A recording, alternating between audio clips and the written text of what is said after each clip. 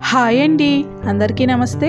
Welcome back to our channel Dishita talks. ఈరోజు మన వీడియోలో ఇప్పుడున్న ఈ వర్షాలకి, రాబోయే చలికాలానికి పెద్దవాళ్ళు చిన్నవాళ్ళు అని తేడా లేకుండా దగ్గు, జలుబు, వైరల్ ఫీవర్స్ అని వస్తూ ఉంటాయి.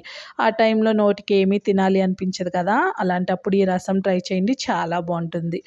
ముందుగా ప్యాన్లో ఒక హాఫ్ టేబుల్ స్పూన్ మెంతులు, 1 టేబుల్ స్పూన్ ధనియాలు, 1 టేబుల్ స్పూన్ జీలకర్ర, 1 టేబుల్ స్పూన్ మిరియాలు వేసుకోండి. అలానే 2 ఎండుమిర్చి కూడాను వేయండి.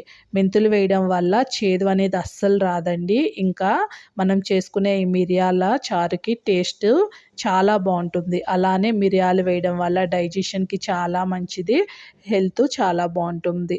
వీటిని లో ఫ్లేమ్లో మంచి రంగు వచ్చేంత వరకు దూరగా ఒక 5 నిమిషాలైనా వేయించుకోవాలండి. అప్పుడే లోపల వరకు వేగుతాయి.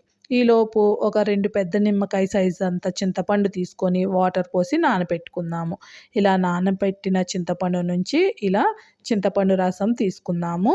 దీంట్లో అయితే మరికొన్ని వాటర్ వేసుకుందాము. ఎందుకంటే ఈ చింతపండులో పులుపు ఎక్కువగా ఉంటుంది కదా, డైల్యూట్ చేసుకోవడానికి మరికొన్ని వాటర్ వేసుకొని స్టవ్ పైన పెట్టేసుకుందాము. దీంట్లో ఒక హాఫ్ టేబుల్ స్పూన్ పసుపు, అలానే 1 టేబుల్ స్పూన్ రాళ్ళ ఉప్పు వేసుకున్నాను. అది టేస్ట్ని చూసి అడ్జస్ట్ చేసేసుకోండి సాల్ట్ అనేది. ఇప్పుడు 2 రెబ్బల కరివేపాకు అనేది కాడలతో సహా వేయండి. ఇలా వేస్తే చాలా బాగుంటుంది. అలానే కాడలతో సహా కొంచెం కొత్తిమీర కూడాను వేసేసుకొని చారుని మరిగించుకుందాము. ఈ చారు సగం అయ్యేంత వరకు మరగాలండి. ఈలోపు మిక్సీ జార్ తీసేసుకొని మనం ఆల్రెడీ వేయించుకొని ఉంచిన ధనియాలు, జీలకర్ర, మిరియాలు ఉన్నాయి కదా, వీటిని మిక్సీ జార్లో వేసి కొంచెము అల్లము, 4, 5 వెల్లుల్లి రెబ్బల్ని పొట్టుతో సహా వేసేసుకొని దీన్ని గ్రైండ్ చేసేసుకుందాము. ఇలా వీడియోలో చూపించిన విధంగా కాస్త బరకగానే గ్రైండ్ చేసుకోండి.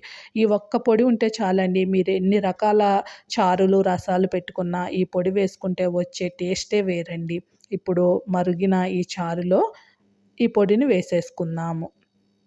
ఈ పొడి వేసిన తర్వాత మాత్రం చారు అనేది ఎక్కువసేపు మరగకూడదు. జస్ట్ ఒక 5 నిమిషాలు మరిగించేసేసి స్టవ్ ఆఫ్ చేద్దాం. ఎందుకంటే ఈ చారులో ఈ పొడి వెయ్యగానే వచ్చే సువాసన ఉంటుంది చూసారా, ఇల్లు మొత్తం కూడాను గుమాలించిపోతుంది.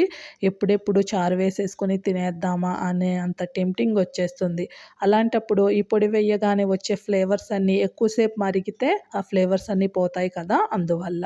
ఇప్పుడు పోపు కోసం ఒక స్పూను ఆయిల్ వేసేసుకొని హాఫ్ టేబుల్ స్పూను ఆవాలు, హాఫ్ టేబుల్ స్పూన్ జీలకర్ర, కొంచెం ఇంగువ వేయండి. ఫ్లేవర్ చాలా బాగుంటుంది ఈ మిరియాల చారులో. అలానే 4, 5 వెల్లుల్లి రెబ్బల్ని దంచి వేద్దాము.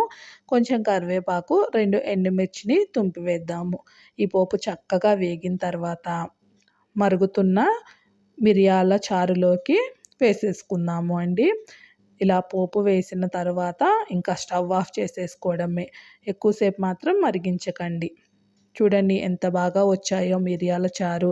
టేస్ట్ అయితే చాలా బాగుంటుందండి. పిల్లలైనా పెద్దలైనా నోటికి ఏమీ తినాలి అనిపించినప్పుడు, జలుబు దగ్గు ఉన్నప్పుడు ఈ చారు ఇచ్చి చూడండి, వాళ్ళైతే చాలా ఇష్టంగా తింటారు. అలానే దగ్గు జలుబు కూడాను చాలా త్వరగా తగ్గిపోతుంది. మరి లేట్ ఎందుకు, మీరు కూడాను ఈ మిరియాల చారు ఒకసారి ట్రై చేసి ఎలా వచ్చిందో కామెంట్ చేసేయండి.